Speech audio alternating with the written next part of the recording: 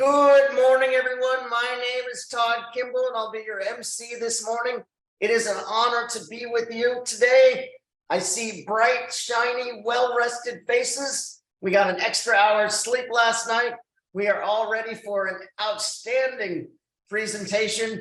We had a spirited green room talking to our presenter this morning, the leader of the AHA, and more about that in a moment.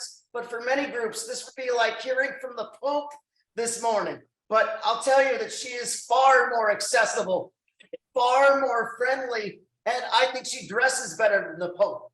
So I'm looking forward to the presentation this morning. A reminder that humanism is a rational philosophy informed by science, inspired by art, and motivated by compassion. It advocates the extension of participatory democracy and the expansion of an open society standing for human rights and social justice. We normally have readings on Sunday, but on the first Sunday of the month, we have an encore of music by Pete and Paul Barquette's. Little pebble upon the sand, now you're lying here in my hand. How many years have you been here?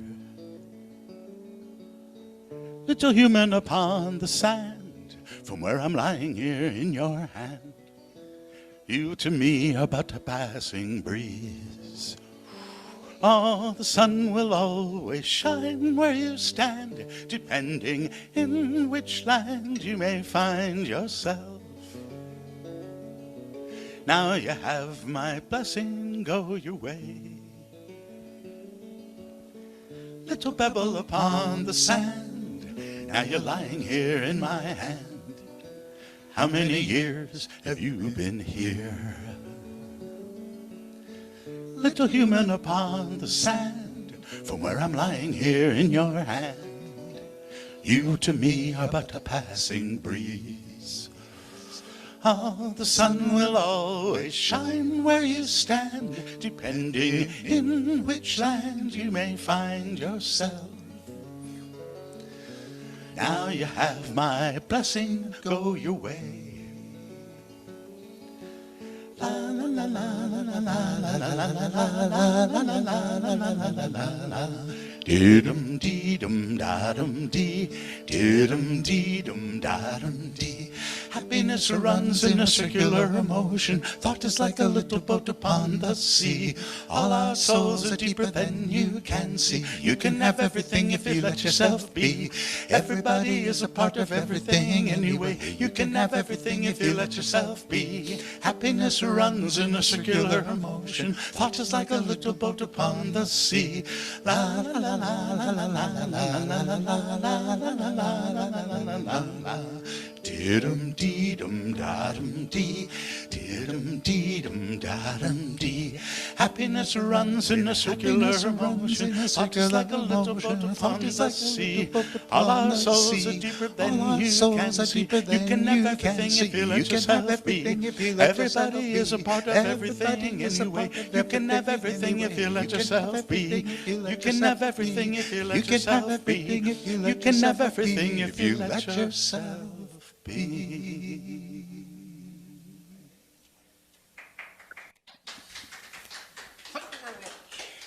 Thank you, Pete and Paul Barquette's. The AHA is looking to expand its programmatic reach to focus on human rights and social justice, in addition to its bedrock programs that seek to protect the separation of church and state and ensure the rights of humanists and atheists are protected via legal challenges. To do this, the AHA and its chapters must build new partnerships and organizations. Nadya Dutchin is the new executive director of the AHA. She has more than 10 years of community engagement, strategic partnership, youth program development, multi-method fundraising, and change management experience. She is new to the humanist movement and is working to transform AHA and the humanist movement into one that focuses on protecting civil rights and building a more youthful and vibrant humanist community. Nadya is of Guyanese descent and is a proud alumna of Florida A&M University where she studied molecular and cellular biology. Let's have a rousing ovation from those at the Friendly House and a warm yet muted welcome from our Zoom audience for Nadya Dutchin. Thank you so much, Todd. Thank you all for inviting me. Good morning all. How are you? I'm glad to see all of your smiling, happy faces. Todd, it's really, thank you so much for the initial introduction. Nick Fish, who's the president of American Atheists, and I joke all the time about like, we need to get heathen vestments for all of the leaders of the, the secular organizations. Yeah. Clearly very sustainable and very muted things, but it's source garments. But nonetheless, we joke about that all the time. We just think it's hilarious with our dry sense of humor. It's tragic. But good morning, everyone. My name is Nadya Dutchin. I use she, her pronouns. I am in Baltimore, Maryland right now, which is just a 45-minute drive to our offices in Washington, D.C. I'm originally from Minneapolis, Minnesota. I grew up there as a child. My family is from Guyana, and here comes my child who will be interrupting us throughout the event today. So I apologize ahead of time for any mini interruptions rather. So I have worked for many years in the nonprofit sector. I think that's one of the reasons that I was of interest to the AHA when they were hiring, because I come to the organization as a professional with lots of professional experience and not one with a lot of humanist movement experience. So if any of you all have ever read any of the bios, I'm super new, as in I didn't know I was a humanist until I was applying for my job. And I say that just kind of tongue in cheek in that, goodbye, bye-bye, thank you. But I say that in that I heard a commercial many years ago about from the humanists, the AHA, I assume, but I just kind of thought it was a universal UU commercial, and I was like, oh, that's me. And then I went about my business, and as I was applying for the job, I kept reading, and I said, this is really and truly me. This is why I do the work that I do. Most importantly, for my daughter, who you just saw kind of skirting back and forth through the hallway here. But that is the reason I'm doing this work, is because we deserve a place for atheists and agnostics and free thinkers to continue to have space. But more importantly, one where we don't have to shy away from telling people who we are, nor showing people who we are. More importantly, I believe in activism, and I'm in the active is probably the more operative word in activism. I believed in an embodied and lived version of humanism. Because if we're not actually showing our humanist values, then we are probably doing it wrong. I love having intellectual discussions with folks about humanists and how, I think people are very curious as to how many of us got into this place that we're humanists, or that we're atheists or agnostics or free thinkers. So in that, I think that sometimes can start some very spirited conversations about our upbringing, or whether we were raised as non-religious, or if we were raised in a religious environment, how we got to the place where we are. But at the end of the day, I think what matters most is again, how we are living our humanist values, and we have them. If you have seen the 10 commitments that are on our website, that are on all of the little cards that you may have on for your tabling materials, those are the bedrock of our humanist values, and we have many from there. The beauty of humanism is that we're able to identify our own morality from our own lived experience, and so that can take many different forms, and it's really beautiful when it does that, when we personalize humanism to us, to our families, to our communities, and we embody those principles and do it in the spirit of service. I come from a culture where we take care of one another. We love one another, we're respectful to one another. And so it's a different form of humanism, even though many of the people who practice it might have been religious, but they were all different kinds of religion. And I think that behavior superseded religion, and at least in my particular culture, as someone who's Guyanese. and someone who comes from the Caribbean culture. In many places, it superseded religion. So it was more important that we loved and took care of one another than it was anything else. But I want to kind of update all of you on like what's been going on with AHA since I joined. I'm almost at a year. I'm like so excited that I've made it this far. I didn't know if I was going to because it was very difficult when I first started. There's a lot of history with an organization that's 81 years old. There's a lot of history to learn. And so I spent the first couple of months meeting with, former executive directors and former board members and other, kind of humanist heavyweights, if you will, from our secular organizations and then from the AHA. And it was really interesting, and it was a little dismaying hearing people who were not thrilled with the direction that the AHA has been going in, because it's too woke, which is just staggering to me. Thank you, Jamila. I see you shaking your head. That was my reaction too. And I'm like, versus what? Being asleep and not aware of what's going on? We need to be awake. We need to be, on the side of humanity and on the side of people and love and respect. I don't understand how we can, be the people we say we are if we are not on the side of those things. So it was really interesting. And drilling down and asking some questions, I think where people were getting stuck is with racial justice, as well as LGBTQIA plus justice and economic justice and what that means for people. And I think those are the three things that, I want us to dig deeper into and lean into further, because those things are not getting the amount of attention that they need. Because these are equity issues. These are huge equity issues. And we are, if nothing else, a bountifully resourced movement, meaning that we've got lots and lots of smart, resourceful people in our movement. Some of us have, extra money. Some of us don't. Some of us are struggling.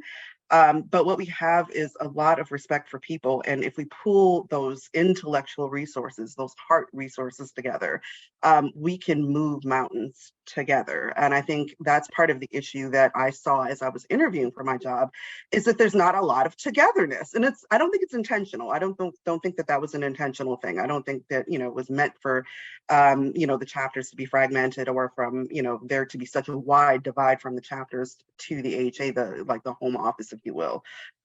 So a lot of what I've been doing since I started is, again, just listening and learning, but more importantly, seeing where the gaps are so that we can start to fill them.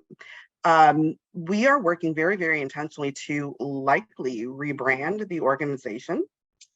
So you might see that in the next year or two, and hopefully it won't be too much of a departure. We don't want to, pull the rug out from under folks. But while the crowd that we're working to welcome into this movement, which would be young people, Black and brown people, people who are disabled, people who are LGBTQ, folks from different backgrounds who may not be aware of who we are. This is the time to do it. They don't know us anyway. So let's move some furniture around. Let's, paint the walls. Let's do a couple of, DIY projects for the organization. And then let's, do some, again, internal housekeeping with our chapters and our home office, and build in some cohesiveness. I think we've all watched enough HGTV that we know how important flow and function are, and we don't have a lot of it in the way that we're structured right now. So there's nothing that connects this wonderful chapter to the humanists of Central Florida, for example.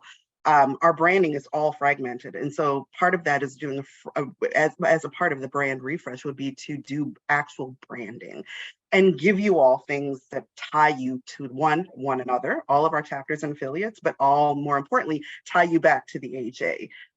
You need more support from us. And so we've been spending some time identifying what kind of support do you need. So I'm hoping that will be a part of our conversation today. I actually have a notebook, and I'm old school enough that I actually write with pen and paper. So I'll be jotting down notes while we're talking. But that is a good bit of the work, is figuring out what the gaps are and filling the gaps. I think the other thing I want us to really dig into is, particularly after COVID, it's been really a challenge to connect to one another again. And I'm a Gen Xer, and it was not a big stretch for me when someone said stay home and don't leave your house. I was like, cool. I don't need people. I can stay in my house and continue to work. I can order groceries, no problem. I was perfectly happy to do that. But even I have had social awkwardness getting back into the office, like, figuring out, are we bumping elbows, bumping fists? Am I hugging you? Am I shaking hands? What are we doing? But in that, I think, people have become in a digital age, and I'm saying this in a larger digital context, people have become very distant from one another, particularly young folks. It's wild seeing them, and they're all sitting in the room together, and they're on their phones, and there's not conversation happening. I'm like, what is going on? So there's a lack of like personal vulnerability that we're missing in our movement, that actual real intimacy. And I don't mean that in a sexual fashion, but that's fine too. I don't want to, I'm certainly not saying that that's not an important part of being human. But the actual intimacy of having a conversation and being vulnerable with one another and connecting on a very genuine, basic level is something that we are sorely missing in parts of this movement, but in general as a society. And so I think of humanists as we are all people who have the moral impetus and we have the moral high ground, more importantly. I think we've always been on the right side of history all the time. I think we've always been on the right side. And so we have the requirement that we have to lead in that. And so I'd like us to, think about what that looks like to, again, expose ourselves just a little bit, not in an illegal way, but in very kind and sweet ways, but just being very authentic with one another and reconnecting on those levels. I think the question that I've heard myself ask over and over again with like school shootings and the shooting that happened in Buffalo in the grocery store, just where's the humanity? Like, where's people's humanity? And it just really begs the question, where is it? And again, excluding the people in this virtual and these physical rooms, we have to lead this charge in our society. And so we need to do it together. And again, the cohesiveness is just not there. And so that is an issue for me and for the AHA staff to address. And so we are working on building that out. Another thing that we're working on is building out our communication structure. I think that was the biggest critique that I had when I was interviewing, as I was like, ooh, the comms stink, they're horrible. And I'm saying that to say that the language didn't read well. It was very stuffy and very stodgy, and it's beautiful, but it is not evocative for young people. And I'm saying that as someone who has been building programs for young people for decades. Well, not quite decades, but almost 2 decades. So, I work with young folks a lot. I led a youth climate justice organization immediately preceding being here at the AHA. And some of our students that we were working with were high school students. I mean, these were young people. The language does not resonate with them. And so we need to like pull our comms together, and we need to, number one, get people to connect. We need people to laugh. We need some joy in our organizing. There's been a sort of lack of joy in our organizing. It's been pretty, it's been there, but it's been a little humdrum from my opinion. But I think we can jazz it up a little and have some laughter and some love and some joy while we're doing our work. But more importantly, it needs to educate in ways that are really, really profound. And there's a lot of multi-layered foolishness happening in the world. I think we all see it. I think all of us are literally white knuckling it until Tuesday. The midterms are just horrifying. But that is a lot of the education that we're looking to put out through our communications department is something called popular education and political education. So we're going to really, really lean into politics, not necessarily endorsing candidates, although we do have a separate space for that, and I'll talk about that in just a moment. But we'll be leaning into political and popular education, really, really getting everyone to understand the multi-layers of dark money, for example, what dark money is buying in our country, who is doing it, who's affected by it, and how can we stop it? How can we organize around that to stop it? How do we resource and support young people? Because that's a large bit of the work that we're going to be doing.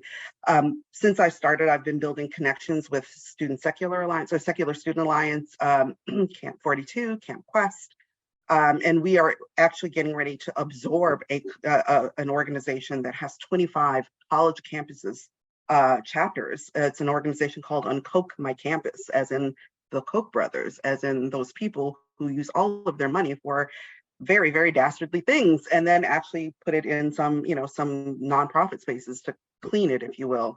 It's really weird. They fund the problem and the solution all at the same time. They're odd people, but there's more damage being done from their money than good.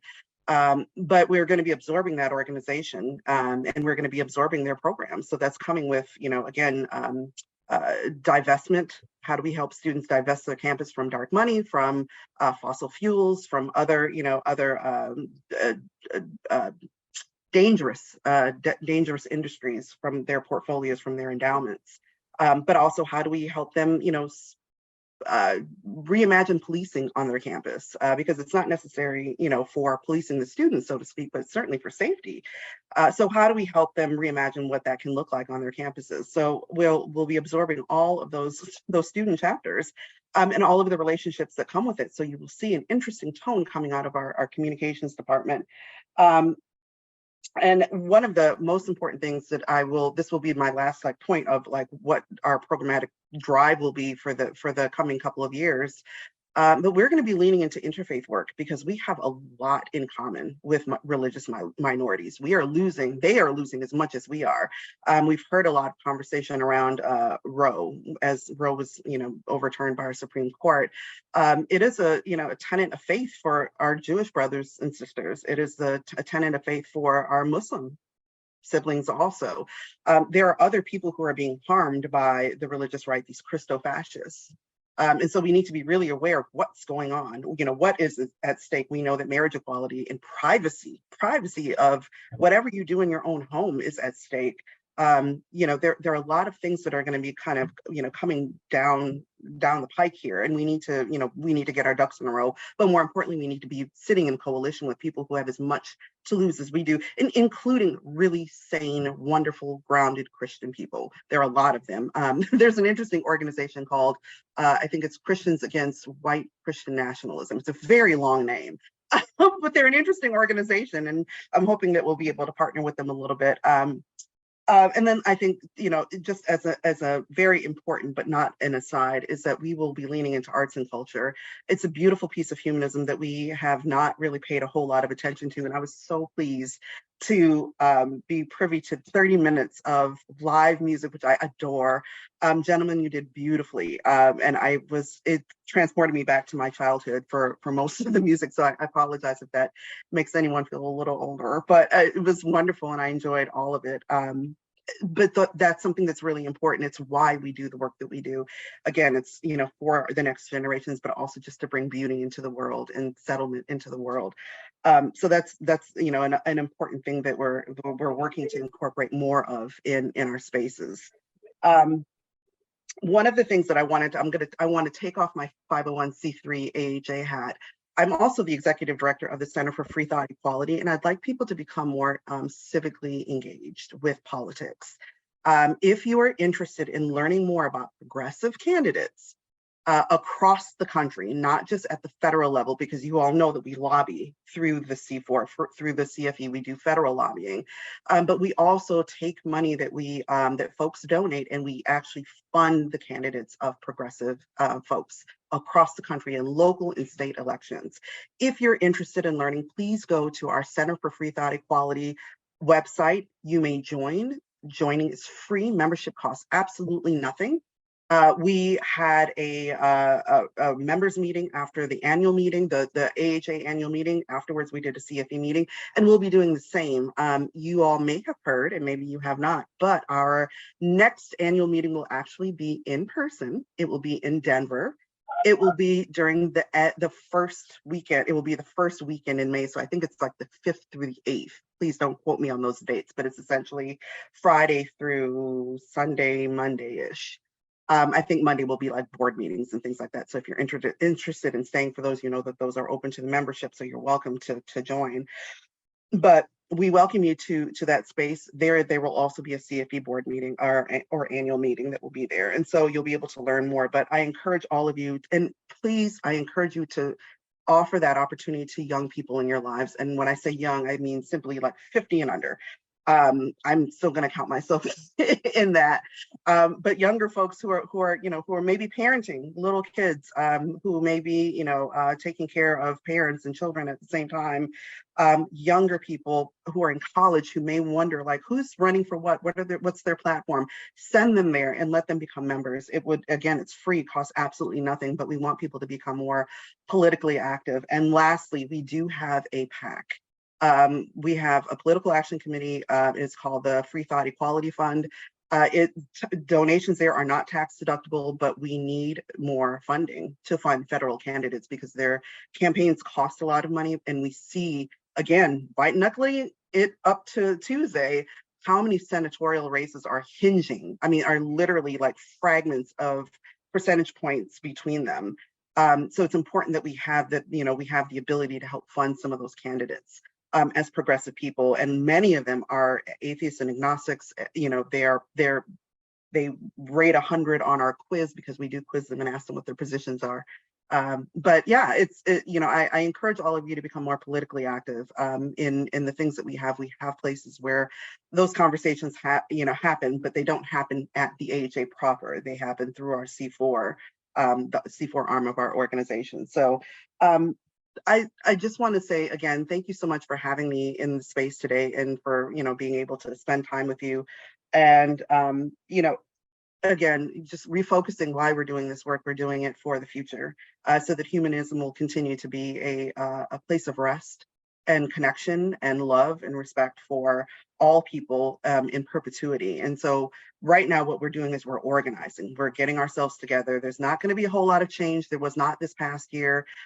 There was internally for staff. I will say that I brought all of our staff benefits and salaries up to industry norms so that our staff are not working under-resourced.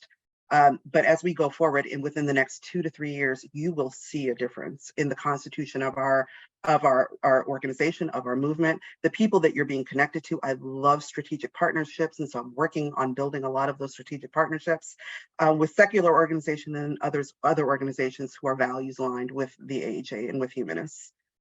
So I welcome any suggestions that you might have. My office is always open, and I'm not kidding when I say that. You have full access to me. I will drop my email address in the chat. You may email me at any point in time. You may call. Our numbers are open to all members and non-members. If you're here and not a member of the AHA, it's perfectly fine. Because I can't think of everything, and I'm going to miss something. So I'm asking you for your help, and I welcome any assistance that you can give me and us as an AHA staff, as the people who serve you as our members. So again, thank you so much for having me, and I will stop talking. Thank you so much, Nadia, for your presentation this morning and for your work with the AHA. You are a breath of fresh air to me, and I think to many of us here. As far as the direction you're taking the organization. I'll go ahead and start with the first question as I wait for questions to come in to the chat. And it's something that I battle with intellectually on a consistent basis. Like many of the people here, I've been a humanist for a long time. And even though our movement is growing and people are becoming more secular, more people identify with a religion than being secular. And I believe that everyone or most people have humanism within them. So what's the balance between reaching out to those who are religious and kind of the good without God thing that we also believe? Where do you see the balance there? Thank you for that question. It's funny. No matter how much people, people try to encourage me to, as we're doing the rebranding, to do away with the motto. I love it. It is the reason that we organize, and I don't want us to lose that. I don't think it's worth diluting that.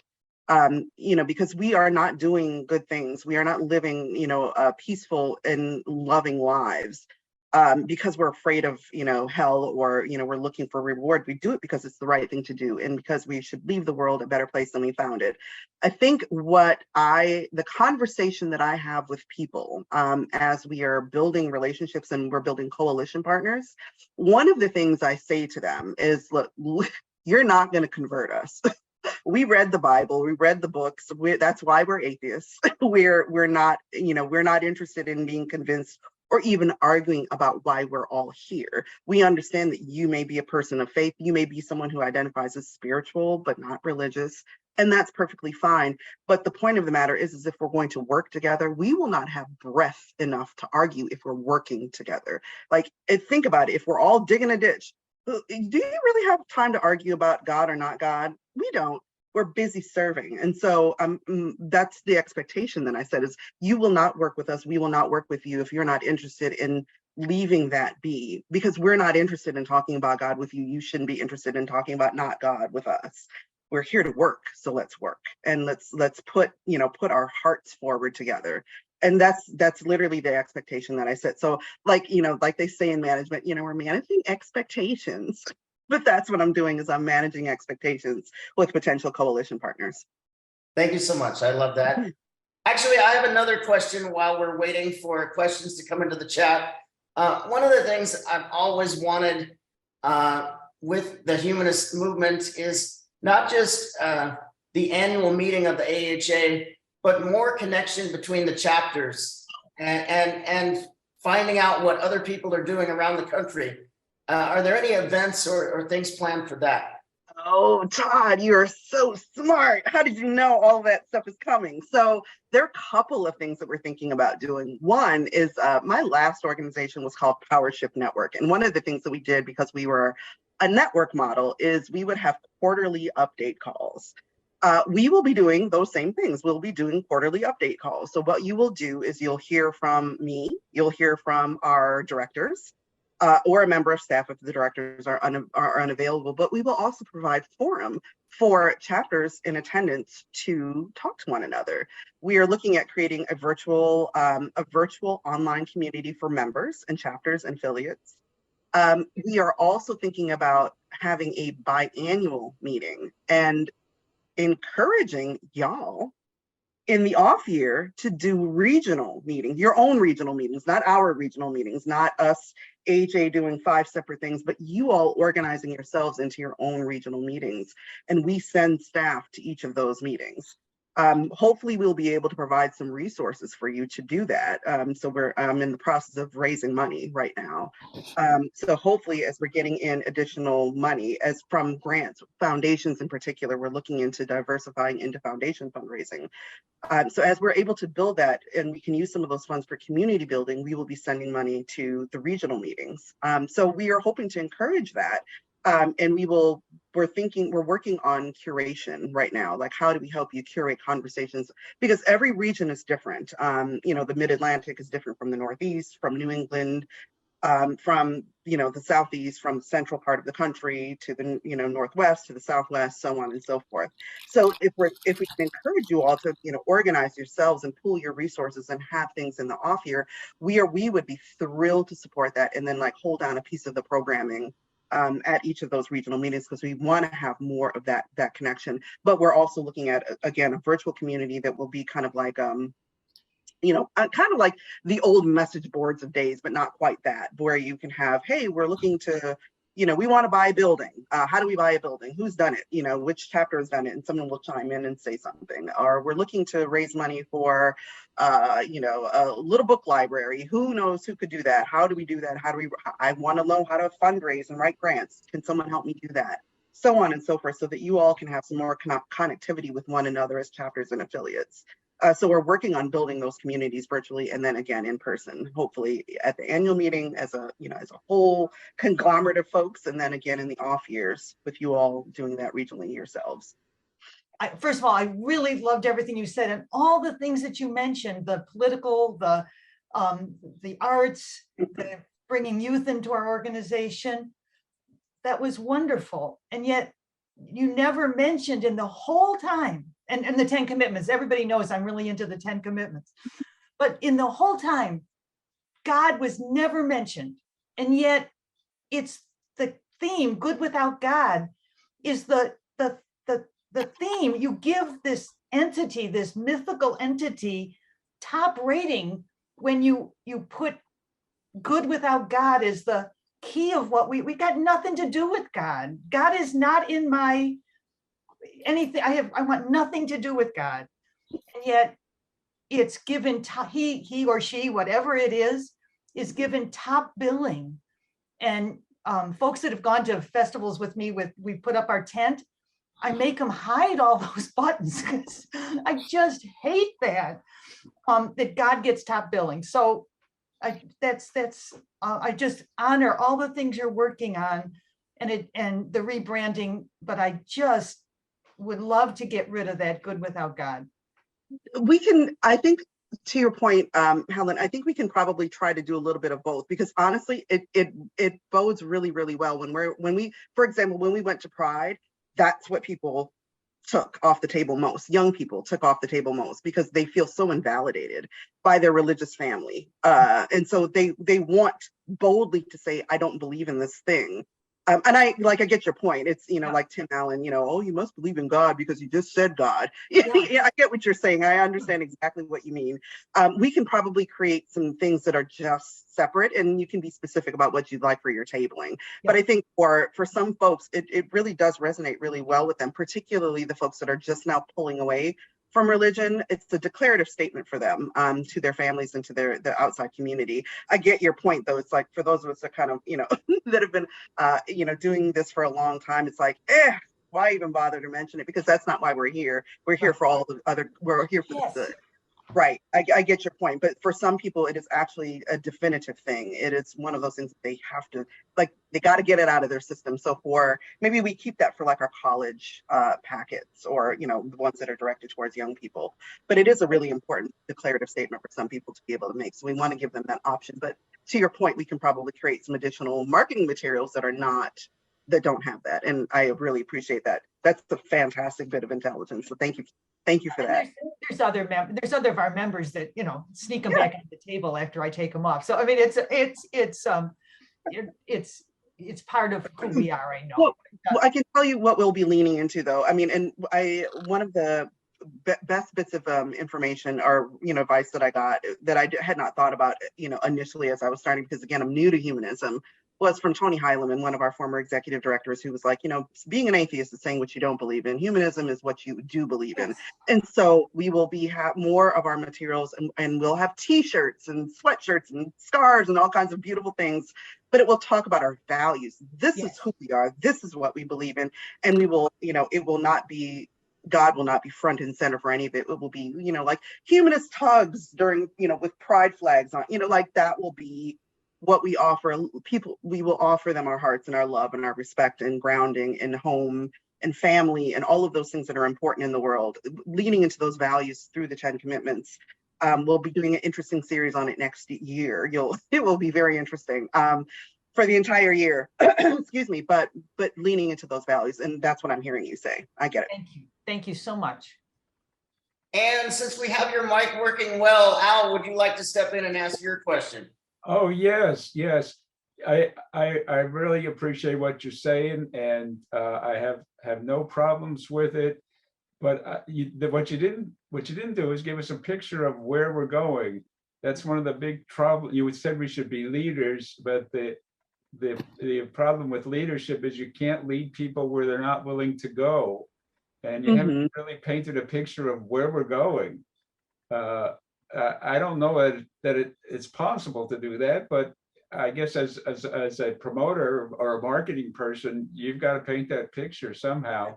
I appreciate that. I like what you said about activism. I hope you could bring in more people who work for our organization, because there are just a few people in our organization who are doing an awful lot of work, and we need more people to work and come in. But if you're out there telling people come and work with us, they say, "Oh, I already got 2 jobs."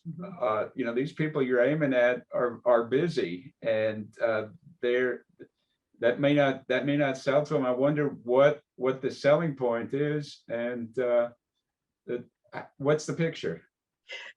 That's a good question. So there are a couple of things that are important to understand. One is that there are a lot of people who are looking to become active with their money. So things need to be funded, and that's the thing. So we want to give people a responsible place to house their donations. But more importantly, there are a lot of people who do want to become more physically active, and they would like more community. In particular, young people, and again, BIPOC folks, Black, Indigenous, and other people of color, disabled folks, queer folks. A lot of folks are fragmented from their own physical families. And so my vision for the future is us being that family, of us being able to seek them within our movement, within our chapters, within our affiliates, within our homes, literally. I mean that literally, like, let's throw open our doors to people, and invite folks for a meal, to sit and have conversation in our backyards in the summertime. Let's give folks family. That is part of the vision for the future. So with that, there are people that are willing to write checks. There are people that don't have the stamina and the energy to organize anymore, and they're, again, willing to write checks. But there are a lot of young people, and a lot of those people from those traditionally marginalized communities that do want an organizing home. They don't have time to think about how to organize. They want to be handed the organization. So, like, we will be going back. And this is part of our conversation that we had during our tech check earlier this morning, is, we're looking to go back to our activist roots. The AHA used to be an activist organization many, many moons ago, in the 40s, 50s, 60s, and 70s.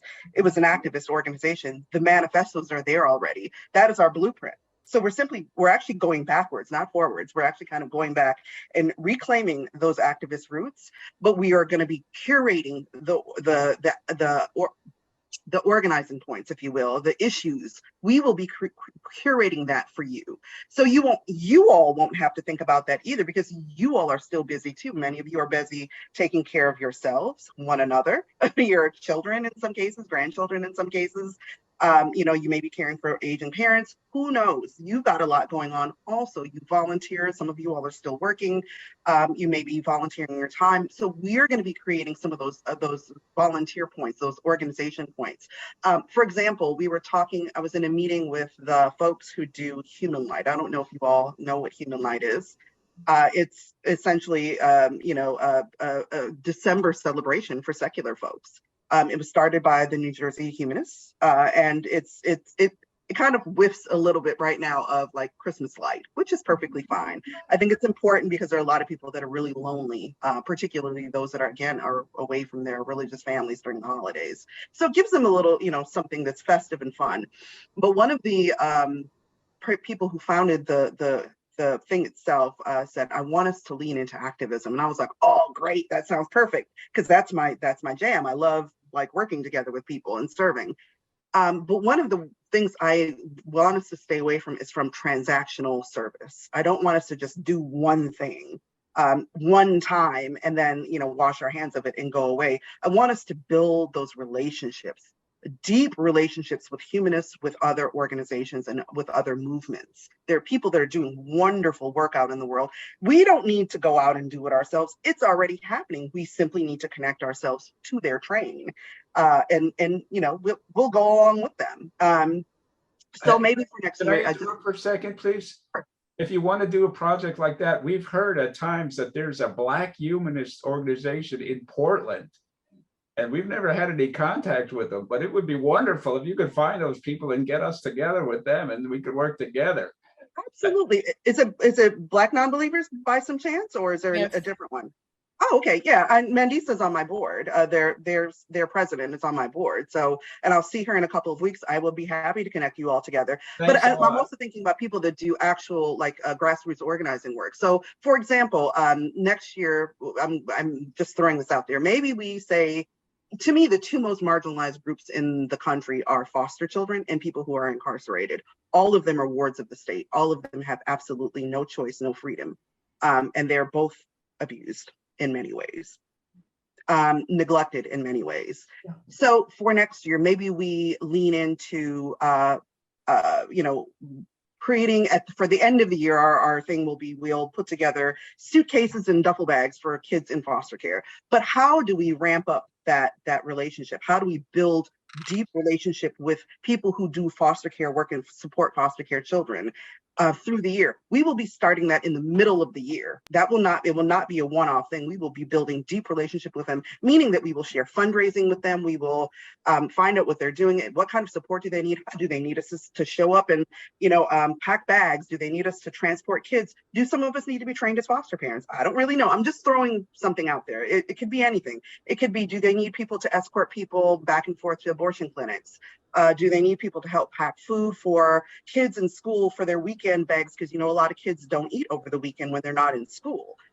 So, what kind of relationships are we building, actual deep relationships that we can continue to nurture and foster year over year over year? I don't want it to be a one-off. I don't want us to build relationships and then, or just go out and do a service project on the Day of Human Light. I want us to build that relationship. And that way it builds a relationship for your chapter and your chapter and your members.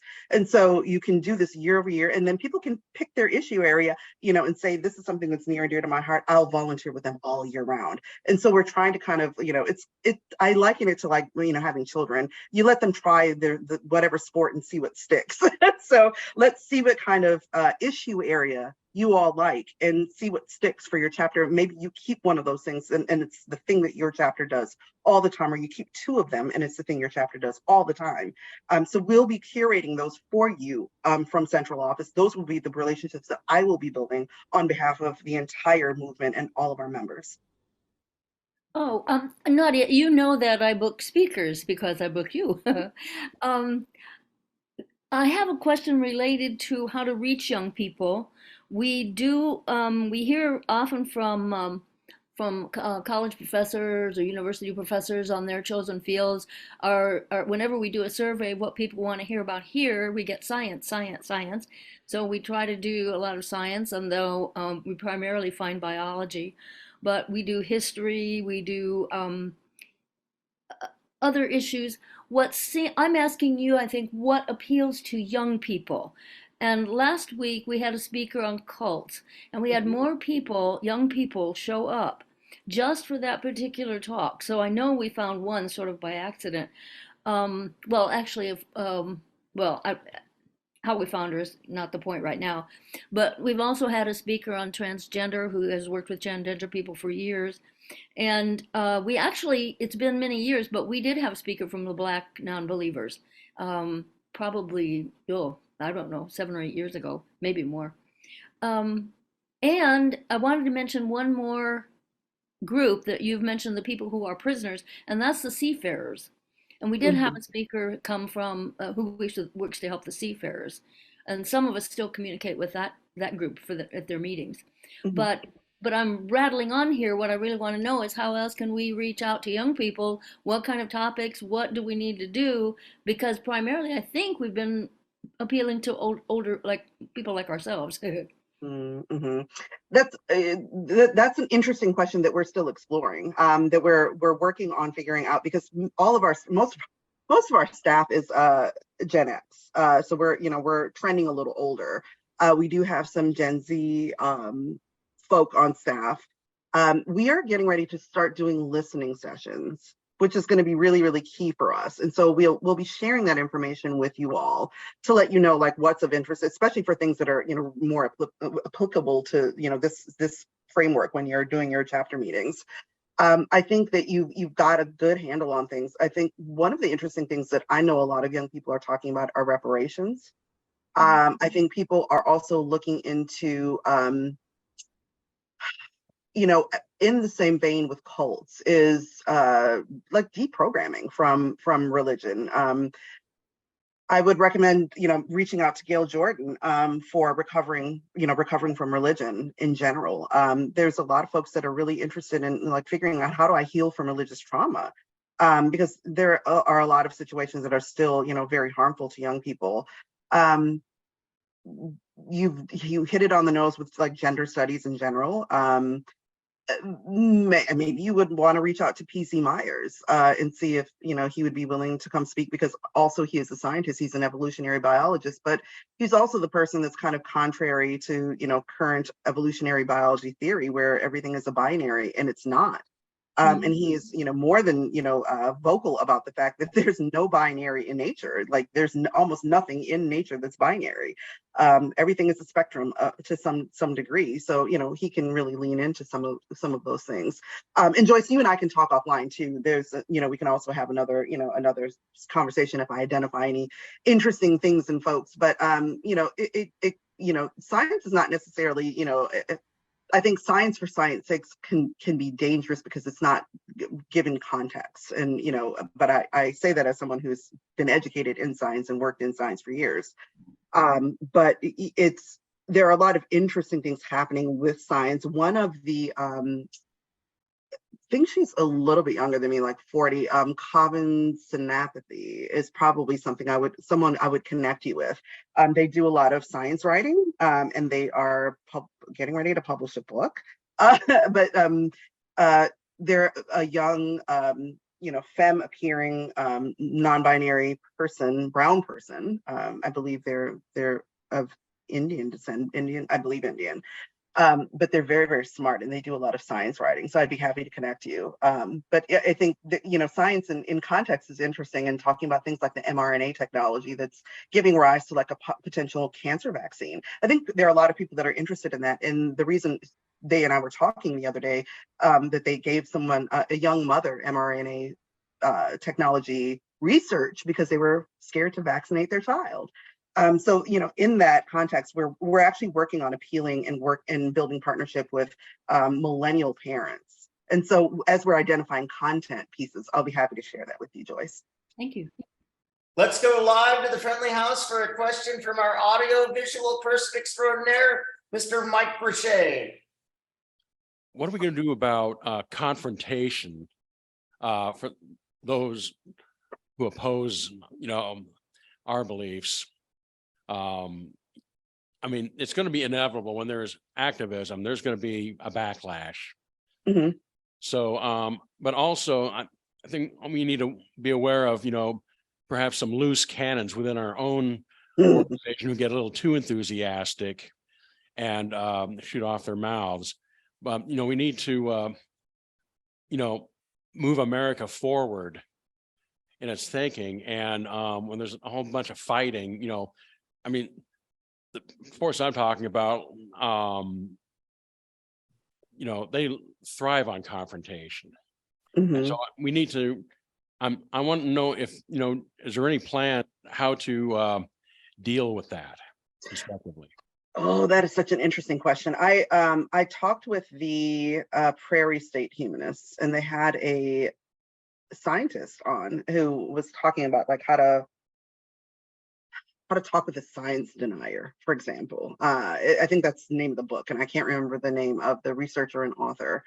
But it's the same kind of concept in the sense that, there's only some people you can appeal to through common sense.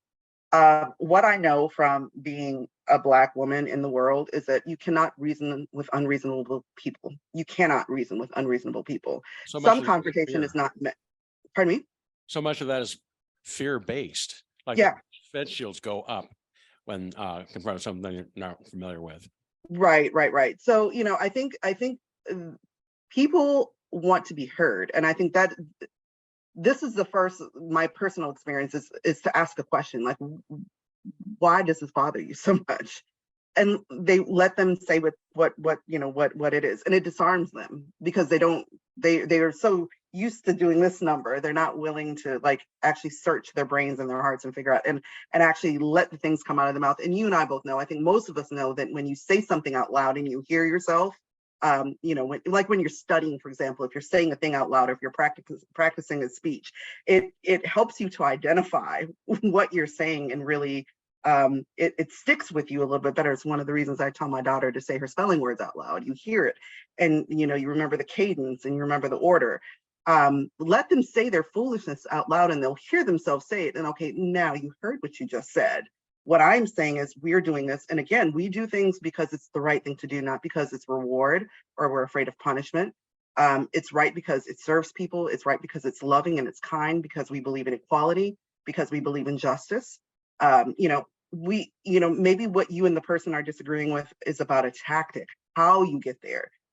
So where can you find common ground? But I will also caution you that some people it's not worth arguing about because they're not going to change their mind. What I'm learning, and if you've read if you've read Andrew Seidel's book, Founding Myths, people are they don't want to be moved. They have no shame. A lot of people on the right have absolutely no shame, and they will go to any depth to get their way. I mean, look at the Herschel Walker, Raphael Warnock. I mean, look at us over here rallying our minds and money behind a pastor. Well, I mean, Raphael Warnock is a stand-up dude, I might add. But like, we're giving this pastor our money. Like, who would have thunk it? But like, they don't care that Herschel Walker is you can't understand a coherent sentence from the man, that he has no actual policy platform, because they just want the Senate seat. They don't care. They have no shame. And so we are not those people, and we've got to play our game. I think it's one of the things we need to, if anybody is an athlete, or if anyone has ever, done something difficult, like, taken a really, really hard class or something that was really challenging, the greatest enemy that we have is ourselves. The internal dialogue that we have is ourselves. We need to run our own race. We need to, play our own game and not be so reactive to the actions of others. And I think that's the one thing that we've got to learn some discernment when not to get into an argument with someone. But that's a fantastic question. But it's you need to kind of vet the person a bit, because I don't want you to be prone to someone who's violent, because clearly many of them are prone to violence. I don't want someone to, I think we can all handle our own intellectually and verbally, but, vet them to figure out if they actually want to, come to a place of understanding, or if they're just trying to argue. Because if they're just trying to argue, extricate yourself from that. You could be, buying some cold person a coffee, or feeding someone. You could be doing something productive with your time that will be generative and kind, versus arguing and debating with someone who doesn't want to learn anything or doesn't want to see sense and reason. So that's kind of a hard one, but we can work on that, and we can work on figuring out how to figure out who's who. So maybe that's the first line, is how to discern someone to argue with and not. Because I think it's important that we are able to, we all have family members and friends who are a little on the wrong side of things. Those are the people we should be talking to, is because we know them, we love them, we can appeal to them, we can talk a little bit more with them. But folks in the street, you don't know what their motivation is. So just, I would caution you to be careful in general with them, with those folks. Sometimes I like causing controversy. Thanksgiving, I'm in the minority there. Let's go back to our Zoom community for a question from Lawrence. What I want to do is refer back to science and biology in particular. And I don't know if you're aware of this. You probably are. A year or so ago, the AHA revoked a Humanist of the Year award that had been awarded to Richard Dawkins back in 1996. And the reason that was given was that Dawkins was said to be disparaging minorities, is somehow violating the humanist commitment to social justice. And in this case, it was about the trans issue, and it involved 2 tweets. And I'm going to read to you these very short tweets so that you know exactly what the issue was with the AHA. Tweet number 1 from Dawkins: is trans woman a woman? Purely semantic. If you define by chromosomes, no. If by self-identification, yes. I call her she out of courtesy. This is a quote directly from Dawkins. And then the second tweet was this: some men choose to identify as women. Some women choose to identify as men. You will be vilified if you deny that they are literally what they identify as. And then he says, discuss. And I take that last word, discuss, as an invitation to have a conversation about all this. And in particular, I think you referred to, you used the term binary, and you said that there are no binaries in science. Well, that's not quite right. I studied physics. I know that with charged particles, it's very, very binary. They're either plus or minus. The binary thing exists in physics. The binary thing exists in biology. If you're looking at chromosomes, XX is one thing, XY is something else. And so to wrap this up, I'll just say that it's pretty obvious by the way I'm presenting this, that I think that the AHA was wrong in revoking the Humanist of the Year award that had been given to Dawkins. And I wonder if you could comment on all this. Sure. Well, first to address the science piece, you've forgotten neutrons. There are quarks, there are other things in physics. In biology, there's XXY, there's XYY, there are intersex people. Science questions itself constantly. We do not know everything. We don't know what else is out there, and we don't know about dark matter, for example. There are so many questions that people are continuing to explore. We have not reached a good piece, a good understanding of science enough in particularly in physics, which I think is fascinating and well beyond my acumen, honestly. But I'm speaking particularly from a biological standpoint. There are absolutely no binaries in biology, and so I will say that is actually still very true, and there's research to prove that is not that is absolutely true. Everything is on a spectrum. Having said that, with regards to the Dawkins issue, it happened before I got here. And so it was not my decision to make. And I will speak very, very plainly and honestly, and I appreciate your question. It's an exhausting question for me because I was hired to look forward and to build forward. And I continually am called back to answer for something I had absolutely nothing to do with. I think that with regard to the tweets, I don't think they were okay. It's not a courtesy to call someone by the gender that they are, that they said, I am a woman, I am in the wrong body. It is not a courtesy, it's respect. There's a difference. How do I say it? It's slight to say courtesy. It's not a courtesy, it's respect. It's kindness. We don't do, it's not enough to be courteous. Courteous is saying good morning. It's saying, good day, good afternoon. Here, can you pass me the thing, please? Thank you. That's courtesy. Addressing someone as who they are is not courtesy, it is respect.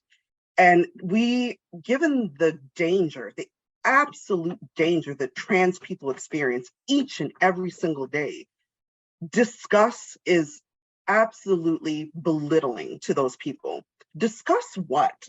It's not up for public discussion. I mean, people can have an opinion, people can have those questions, but to do so publicly, I thought was really odious. And it's dangerous for people who are literally fighting for their lives each and every day. Trans people, particularly Black trans women, experience the most violence, ending in murder than other people. It is extremely dangerous to just throw it out there and just kind of make it seem like, oh, hey, we can have a discussion. We cannot discuss people's real lived experiences. I take great issue with that. Now, having said that, with the board's decision, it was the board's decision. Again, I was nowhere near the movement nor the organization when the decision was made. But what I will say is that, if I were the ED at the time, I probably would have done things differently. We are a member organization, and I would have taken that decision to the members. And that is probably the difference in the way that they handle things and the way that I would have handled things. I would have asked the membership, what do you think we should do about this? Because it's problematic. It didn't extend just to trans people, it extended to Black people also. He made a comment about transracialism. There is no such thing as transracialism.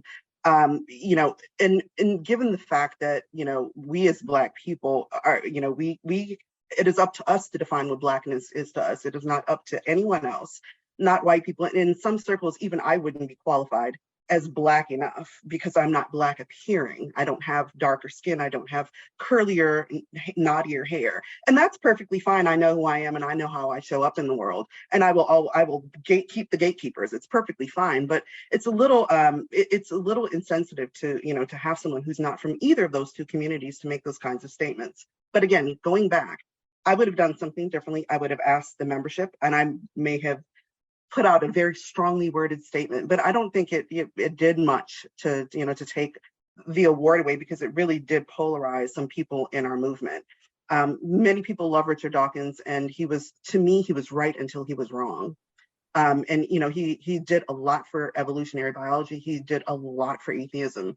And really, again, during the 80s, when people started arguing back and forth, when our humanism shifted to one that was more kind of a back and forth debate, he was the champion. He absolutely was, and he did an amazing job of it then.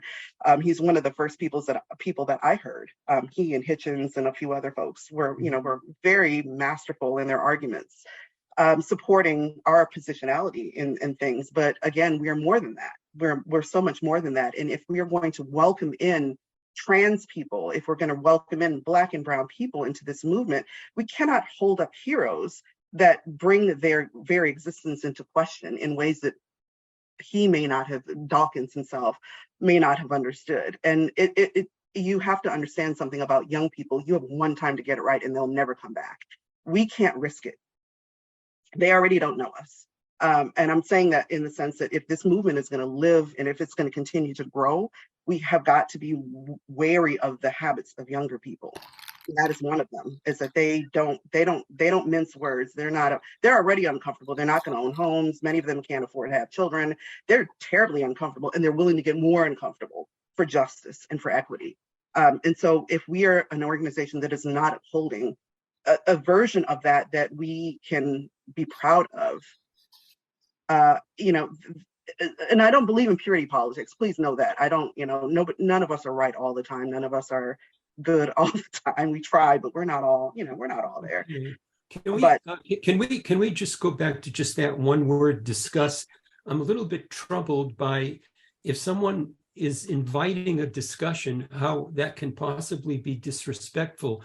You yourself used the term have conversations. I've watched YouTube or two of your presentations before, and I know that you welcome the having of conversations on any number of things, including animal rights, for example.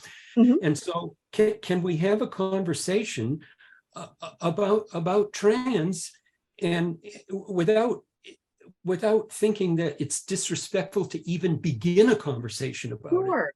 Sure, but it has to be a curated conversation. Just wildly saying discuss is irresponsible. People already don't take trans people seriously. They already don't think that they're sane, that their way of living is valid.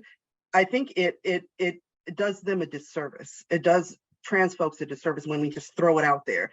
Are trans people a part of that conversation? Is it a whole bunch of cis het people?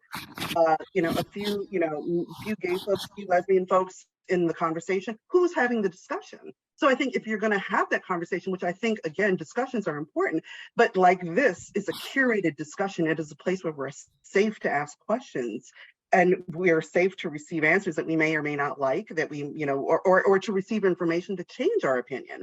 There's nothing wrong with that. There's nothing wrong with having a discussion, but it should be a curated discussion when you're talking about marginalized people, because those people need to be in the conversation. I can't speak for trans people. I'm not trans. And so it's important that if we're going to have that conversation, that we have trans people in the room to explain their positionality. I agree. That's what I understand what you're saying. Let me thank you for asking me to clarify. Okay. We're going to go live to the friendly house for back-to-back questions, and we're going to start with Jake. So yeah, my question was kind of in regards to outreach to younger generations. One area that I've seen a lot of discussions and interaction around things like cults and religious mindsets and good without God sort of things is like on YouTube, on TikTok. Are those things tools that are like being considered to be used as outreach? What kind of efforts are being made there? And do you think that there's things that we can be doing better? That is a fabulous question. Yes, I do not use TikTok. I'm terrible. But I am terribly entertained by it. And I've envisioned, let me say this. This is, I think, something that's really important, especially when we're talking about young people. I love intergenerational spaces. I think they're of great value. Whenever there's a family gathering for my family, where I am is where the elders are. Because that's where all the good stories are. That's where all of the interesting information is. And then they ask me interesting questions and then we have great discussions. But I envision us using TikTok to help bridge communication gaps between our generations, because there is one. I think it's weird that the only people that understand that are those of us that sit in the middle. We're totally ignored. The Gen Xers were like, oh, but so-and-so was saying such and such. And then so-and-so was saying such and such. And we're like translating, we're like Google Translate as a generation. And so I envision us using TikTok as a way to say, we're both saying the same thing, but we're using different lingo, different language as younger people, as older people. But we do expect to lean into that a little bit more, particularly with the demise of Twitter on our horizon. We're trying to create another virtual space right now for that. We do currently have a YouTube channel. We've got and honestly, it's really boring right now. I can't even lie. It's essentially like our annual conference videos and things like that. But I will say, if you did not go to the annual conference this past June, you absolutely missed it. It was fantastic, and it was totally different than any other one. I have heard that from people that have gone to previous ones and then went to this last one. It was totally different. So please do go look at the annual conference when you have a chance. But we will be leaning into that a little bit. And then we will also be doing podcasting. So I did a podcast already with Tony Penn on Only Sky. I have been on a couple of other podcasts, but we're going to be doing a podcast with a series with a podcast called Parenting is Political. One of the two people who curate that podcast is our communications director, Jasmine Banks, and you all may have seen her announcement of us hiring her a couple of weeks ago. She and her wife, Mo, are the two podcasters, and they talk about how parenting is really political because they have a trans child. And they were living in Arkansas. And if anybody knows about Arkansas policy, they were trying to legislate affirmative care for trans children and limit affirmative care for trans children in Arkansas. Thankfully, they have since then moved out of Arkansas, but it's really important that we're talking with particularly like millennial parents who have little kids like your sweet, sweet child there. I love the dinos, very nice.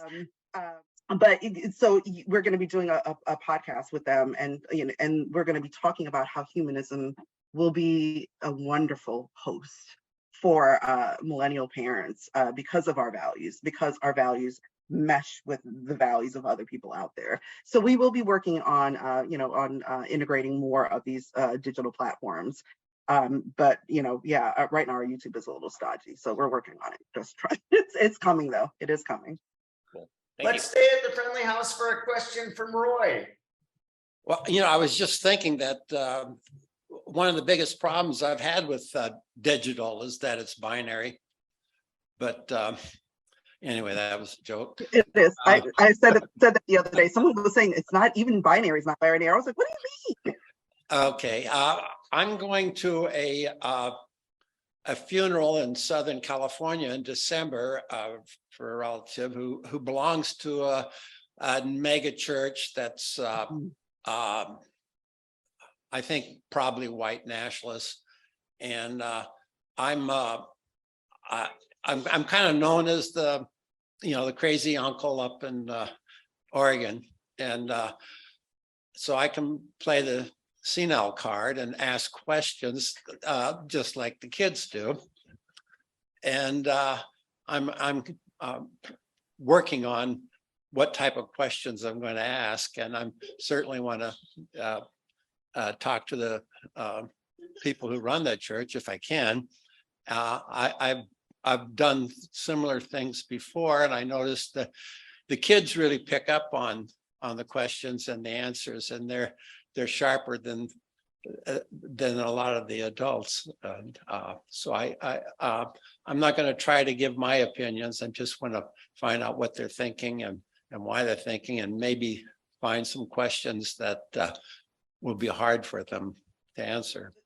That's interesting. I would liken that kind of a manual to like a joke book almost. Like, how do I poke people in the eye and ask like pointed questions?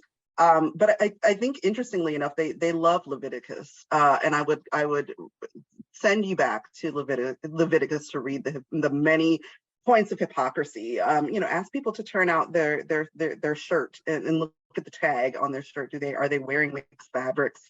Are they going to go to hell because of their mixed fabrics? Like, they don't go far enough in their exploration of the Bible. Again, I've read it cover to cover, and I read it cover to cover at 15. And still there was enough cognitive dissonance at that age to be like, oh, it's fine. And then when I got older, I was like, wait a minute now. I remember those things, when there's a whole very long, I don't even remember where it was, might have been Exodus, that there's a whole lot of begat, and then it ends with Joseph. And I was like, I thought Joseph had nothing to do with that transaction of before Joseph begat Jesus. And I'm like, where does Joseph come in this equation? I'm missing something here. It didn't make sense when I read it either. But there are a lot of interesting things about megachurches in particular. I don't know. I think the very existence of them is odious. They spend all that money on buildings, and they could be feeding people and clothing people and reaching people in many different ways. I mean, there's nothing wrong with having a big building, but it's just unnecessary. You may want to solicit questions from your fellow members. I think I see the hamsters running in their brains to think of interesting questions to ask. Let's go back to the Zoom community for what is likely our final question of the morning from Jamila. Jamila, come on in. Oh, I see Renee waving a hand also. Okay. And I'm willing to stick around, Renee. Don't worry, I'll be around. I'll hang out after. Good morning. First off, Nadia, I'd just like to say that I am grateful and thrilled that you are at the helm. So thank you. One thing I'd like to see I would love to see AHA fund a robust educational program to work to fully dismantle the gender binary construct, which I think undergirds so much of the culture war and underlies so much of the harm that is dished out to LGBTQ plus people. That is a fantastic recommendation, Jamila. Thank you for that. I wrote it down. I have stars next to it. And we're working to do the same. Jasmine's partner Mo is non-binary. They have a trans daughter. They have I think another child who is queer of some ilk, but they're so little. We don't know where they're going to land in the world, which is perfectly fine. We're just encouraging healthy relationships that are rooted in respect and love, as we would with anyone. But that would be wonderful. A couple of things that you will see different. As you know, I think everyone knows Kristen Wintermute, our director for the Center for Education. They will be doing continuing education for humanists, as they are currently doing. So a lot of the work they'll do will be you're a humanist. You've identified as a humanist. Here's how we, deepen our humanist praxis. But what you will see that will be different is our communications department will hold down a whole separate set of education that will be public facing, that will be facing people who we currently are not connected to. And I would like to see that kind of programming, that dismantling. I wrote something last week that kind of annoyed people about decolonization, but there's a lot of Ds, deconstructing, deprogramming, unlearning, if you will, that we need to do as a community as a part of our continuing education. And then we also need to show people who are new to the movement, who are unfamiliar with us, that we're doing that work. Last year, before I came on board, the AHA did a DEI audit. It was a little corporate, honestly, but it still needs to be done. It needed to be done, and I'm in the process of implementing that. I think I'm way further left than the recommendations, but I love that recommendation, Jamila. Thank you so much for that. This is something that will be really interesting, that we really do need to parse out some of that. From both crowds, from, again, showing the work and then helping people work through the questions that they have, because a lot of people still are not comfortable with gender identity, and they don't understand. And it's okay if people don't understand, but we need to help people get there. But then there are a lot of people in our own community that are still baffled and puzzled by it. And that's the next set of people, who are a little, yes, baby, go ahead. I'm sorry, my child just typed a question to me. Don't interrupt. She's so smart. But we, as we get older, our brains become a little less flexible. So as do ourselves, interestingly enough, we're less pliable. So how do we, kind of massage that education for our existing crowd too? So thank you so much for that, Jamila. Thank you. I'll close our formal Q&A by reading a comment that started an interesting thread in the chat, started by Hank Robb. Any chance in this rebranding that AHA will talk about supernaturalism rather than religion? and stop using the word faith as if the only thing one can have faith in is the supernatural, as in we put or faith in one world, not two. That would be that's an interesting concept. I think it's going to be interesting to frame that question, because I think one thing we have to understand as people, and I want to be sure to say that when I speak from a BIPOC perspective, a BIPOC woman perspective. We have got to acknowledge a cultural humanism that came with people who are not white. You heard me reference it earlier, where our culture superseded the religious differences in our community. And I speak as someone who's Guyanese. I have family who's Hindu, Buddhist, some people who are Sikh, people who are Christian, and various different kinds of Christian. But our culture supersedes our religion. Our religion is very, we practice somewhat publicly, people go to their place of worship. But there is a level of what people would consider supernaturalism with certain cultures.